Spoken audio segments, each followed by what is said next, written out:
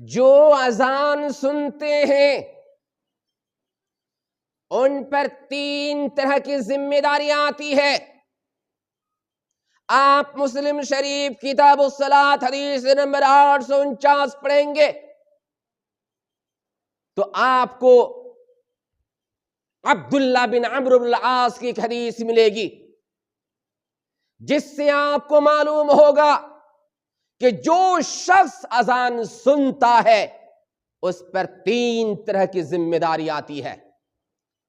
Number 1،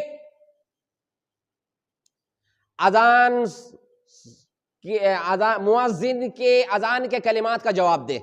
number 1 میں مؤذن جیسے جیسے کہتے ہیں ان کے کلمات کے جواب دے. وہ کیسے جواب دیں گے؟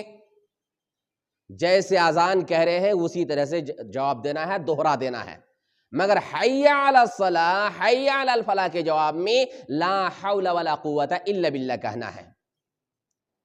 اگر فجر کی اذان ہے الصلاۃ خیر من النوم کہہ رہے ہیں تو آپ کو الصلاۃ خیر من النوم ہی کہنا ہے، صدقت بررت نہیں کہنا ہے. یہ ضعیف ہے، یہ صحیح نہیں ہے. تو جو اذان سنتا ہے ان پر 3 ذمہ داری. پہلی ذمہ داری اذان کے کلمات کا جواب دے. اذان ختم ہو گئی، اذان ختم ہونے کے بعد 2 ذمہ داری اور باقی ہے. کیا ہے؟ سب سے پہلے درود شریف پڑھیں، اللہم صلی علی اللہم بارک علی، مکمل جو آپ کو یاد ہے. اس کے بعد دعائے وسیلہ پڑھنا ہے.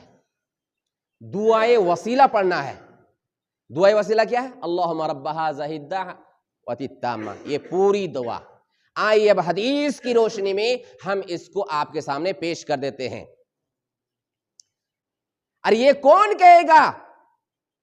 یہ اذان سننے والے کہیں گے. مؤذن اذان سے پہلے کچھ نہیں کہیں گے، اذان کے بعد کچھ کہہ سکتے ہیں، وہ میں بعد میں بتانے جا رہا ہوں. اللہ کے نبی علیہ الصلوۃ والسلام نے فرمایا اذا سمعتم المؤذن فقولوا مثل ما يقول المؤذن.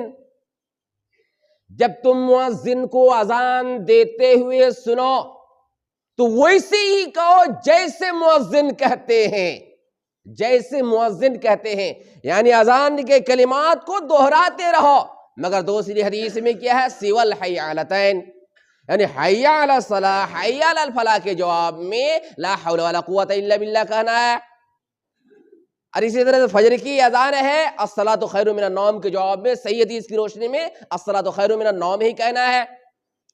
ہو گیا، اذان کے کلمات دہرا دیے. اذان ختم ہونے کے بعد اللہ کے نبی علیہ الصلوۃ والسلام نے فرمایا ثم صلوا علی، پھر مجھ پر درود پڑھو. یعنی اللہم صلی علی اللہم بارک علی مکمل پڑھو. یہ پڑھ لینے کے بعد کیا کرنا ہے؟ ثم صلوا اللہ لی الوسیلہ، پھر یہ ہے دعائے وسیلہ پڑھو. میرے لیے وسیلہ کی درخواست کرو اللہ تعالیٰ سے.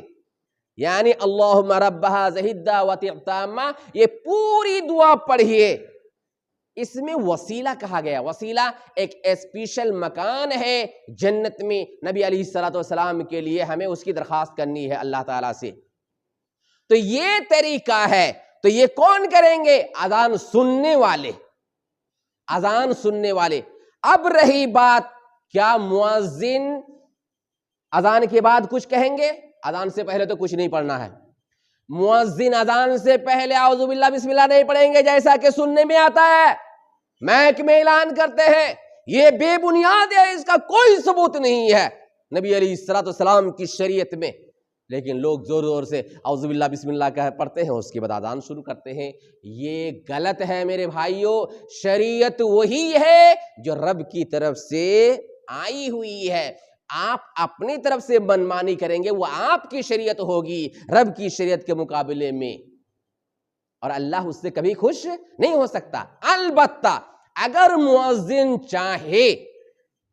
اگر چاہے تو اذان دینے کے بعد سب سے پہلے اللہم صلی علی اللہم بارک علی پڑھیں گے، اس کے بعد اللہم رب زہدہ یہ پڑھ سکتے ہیں اگر چاہیں تو جائز ہے۔